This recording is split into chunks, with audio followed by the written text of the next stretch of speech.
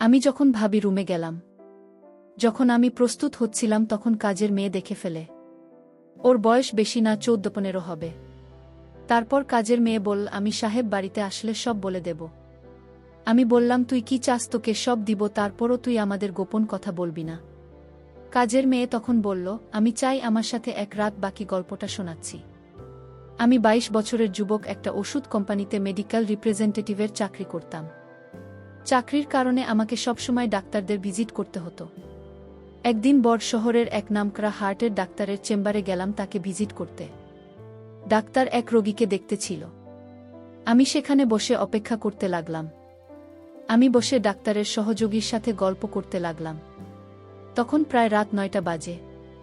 এমন সময় এক সুন্দরী মহিলার সাথে একটা 16 বছরের মেয়েকে নিয়ে ঢুকতে দেখতে পেলাম। পরে জানতে পারলাম মেয়েটি মহিলার কাজের মেয়ে। মহিলার বয়স 25 হবে। দেখতে অনেক লম্বা আর অনেক সুন্দরী, যে কোনো ছেলে দেখে তার প্রতি দুর্বল হয়ে পড়বে। আমি তার দিকে চেয়ে রইলাম। সে একটা হাতকাটা চিকেন কাপড়ের জামা পরেছে। মহিলা আমার দিকে তাকিয়ে মুচকি হেসে বলল, আমি ডাক্তার দেখাবো। আমি ডাক্তারের অ্যাপয়েন্টমেন্ট চাই।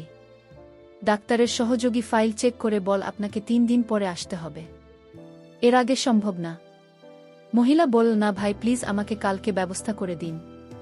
কিন্তু সহযোগী বলছে, না ম্যাডাম, কালকে কোনোভাবে সম্ভব না।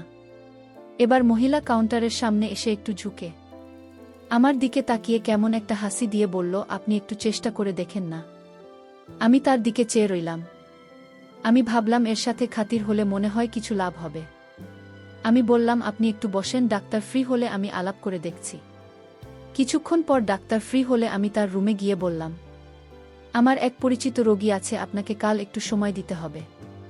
যেহেতু ডাক্তারদের আমরা অনেক সুযোগ সুবিধা নেই, তাই সে তার সহযোগীকে থেকে সব চেক করে আমাকে বলল, কালকে সকাল 10টায় আমি সময় দিতে পারব। আমি এসে মহিলাকে বললাম সকাল 10টায় সে আসতে পারবে কিনা। সে রাজি হলো এবং আমাকে অনেক ধন্যবাদ দিল। আমিও তার সাথে চেম্বার থেকে বের হয়ে এলাম। তাকে বললাম, ডাক্তার সাহেবকে বলেছি আপনি আমার পরিচিত, তাই সে রাজি হয়েছে। সে বলল, তাহলে কালকে আমার জন্য আপনাকে আবার আসতে হবে। আমি বললাম, এতে কোনো সমস্যা নেই। আপনার মতো সুন্দরী মহিলাকে সাহায্য করতে পেরে ভাল লাগছে। তার চেহারায় একটা হাসি দেখলাম। আমি বললাম, আমার নাম হামিদ। সে বলতো, নাম রুবিনা। সে বিবাহিত, তার স্বামী সিঙ্গাপুর থাকে। সেও 15 দিনের ভিতর সেখানে চলে যাবে, সবকিছু রেডি হয়ে গেছে। এখানে সে আর তার শ্বশুর শাশুড়ি থাকে। আমরা আলাপ করতে করতে হাঁটতে লাগলাম। সে বলল, আমার বাসায় চলে 1 কাপ চা খেয়ে আসবেন। আমি বললাম, আর একদিন যাব। কিন্তু রুবিনা অনেক অনুরোধ করি। এরপর আমি রাজি হলাম। তারা দুজন একটা রিকশায় উঠল। আমি আমার হোন্ডা নিয়ে তাদের পিছু পিছু গেলাম। তাদের বাসায় যে তার শ্বশুর শাশুড়ির সাথে আমার আলাপ করিয়ে দিন। তারা আমাকে অনেক ধন্যবাদ দিল তাদের বুকে সাহায্য করার জন্য। এরপর আমাকে যা দিল, আমি চা খেয়ে বিদায় নেওয়ার জন্য রেডি হলাম। তখন রুবিনা বলল, হামিদ, যদি কিছু মনে না করেন একটা অনুরোধ করব। আমি বললাম, আমাকে আপনি না বললে তুমি করে বলবেন।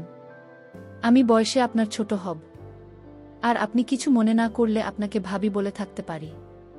রুবিনা রাজি হল। এরপর বল, হামিদ, কালকে আমার শ্বশুর শাশুড়ি আমার ননদের বাড়ি যাবে, তাই কাজের মেয়েটা বাসায় রেখে আমাকে যেতে হবে। তোমার যদি কোনো অসুবিধা না হয় তবে আমাকে সকালে এসে ডাক্তারের কাছে নিয়ে যাবে। আমি মনে মনে অনেক খুশি হলাম।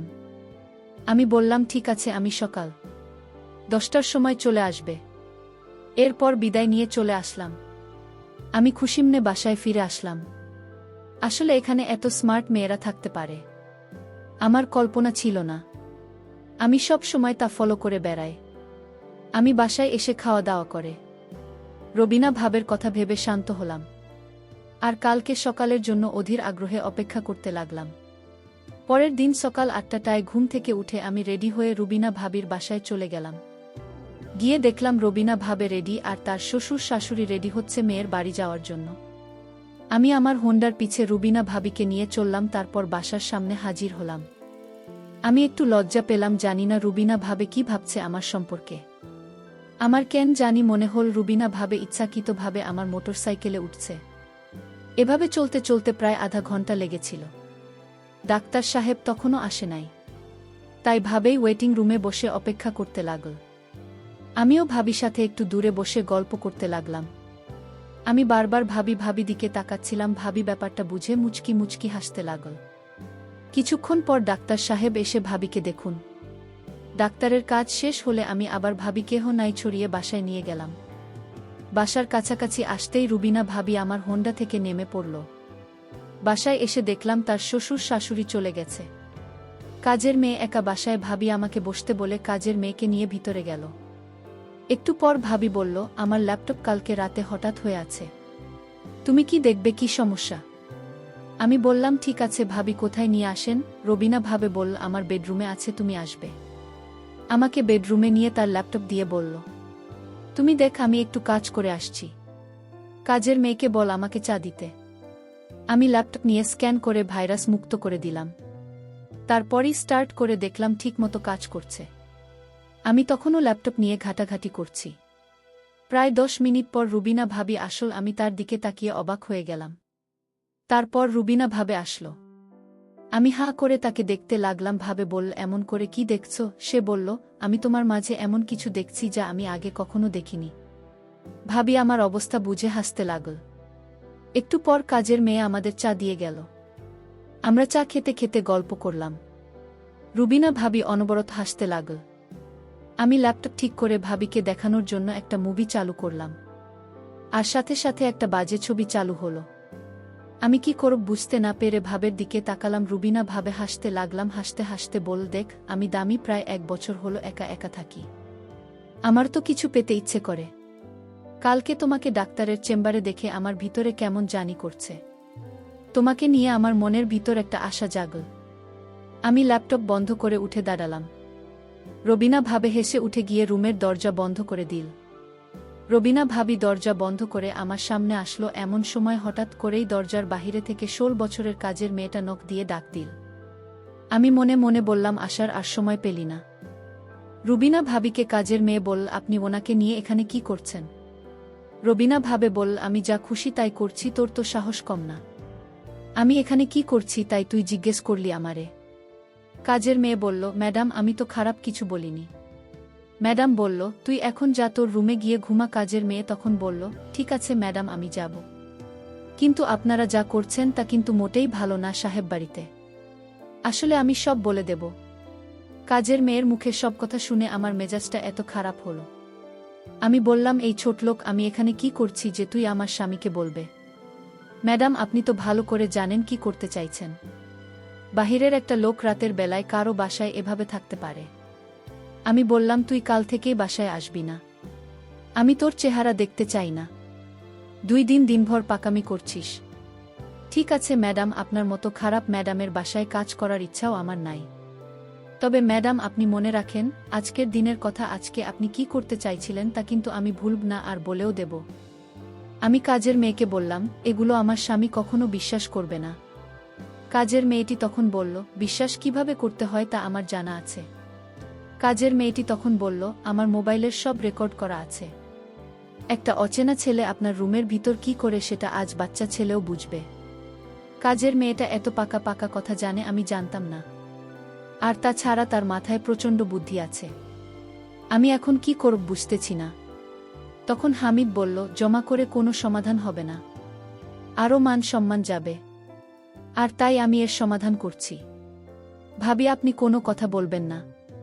আমি কাজের মেয়েটিকে জিজ্ঞেস করলাম, আচ্ছা তুমি কি চাও এর বিনিময়ে? কাজের মেয়েটি বলল, আমি কিছু চাই না। আমার টাকা পয়সার কোনো লোভ নেই। আচ্ছা তাহলে কি করলে তোমার মুখটা বন্ধ রাখবে? আমাদের কথা কাউকে বলবেন না। কাজের মেয়েটি বলল, একটা জিনিস আছে, যদি দেন তাহলে আমি কাউকে বলবো না। আমি বললাম, এই তো কাজের মেয়েটি, অনেক লোকই আছে। ঠিক আছে বলো, তোমার কি জিনিস চাই? কাজের মেয়েটি তখন বলল, আপনি ভাবির সাথে যা করতে চেয়েছিলেন আমিও তো চাই। কাজের মেয়ের মুখে এমন কথা শুনে আমার কলিজাটা কেঁপে উঠল। আরে বলে কি? আমি তখন কাজের মেয়েটিকে প্রশ্ন করলাম, এর আগে কি তুমি এরকম হয়েছে তোমার সাথে? কাজের মেয়েটি বলল, না হয়নি, আমি আর চাই। আমি কাজের মেয়েটিকে বুঝিয়ে বললাম, দেখো তুমি এখনো বাচ্চা মেয়ে। আচ্ছা তুমি নিজেই বলো, এখন কি তোমাকে বিয়ে দেওয়া ঠিক হবে? কাজের মেয়েটি বলল, আমার পাশের বাড়ির বান্ধবীর। সে আমার থেকে 3 বছরের ছোট। তার যদি বিয়ে হতে পারে তাহলে আমার হতে পারে না। আমি কাজের মেয়ে। প্রত্যেকটা কথা শুনে অনেক অদ্ভুত লাগছে। আমি তখন কাজের মেয়েটিকে ধমক দিয়ে বললাম, তুমি যেসব বলছো তোমার কি ভয় করছে না? ভয় করবে কেন? আজকাল তো এসব বিষয় পানি ভাত আরে বলে কি। আচ্ছা ঠিক আছে, আমি যদি তোমার কথা রক্ষা না করি তাহলে তুমি সব বলে দেবে, তাই তো? যদি আপনি আমার কথা না রাখেন তাহলে আমি অবশ্যই বলে দিব। এতে আপনার সমস্যা হবে, আর ম্যাডামের সমস্যা হবে। আমি তখন কাজের মেয়ের সাথে কথা বলে পারছিলাম না, আর তাই তার প্রস্তাবে আমি রাজি হলাম। রবিনা ভাবে বলল, আপনি কি বলছেন? এসবও কি পারবে আপনার সাথে? আপনি কি পাগল হয়ে গেছেন নাকি? আমি বললাম, দেখো, ওর মুখ চাপা দিয়ে কথা ঢেকে রাখার জন্য এছাড়া আমাদের উপায় নাই। সে পারুক না পারুক সেটা তার বিষয়, আমি চেষ্টা করে দেখতে পারি।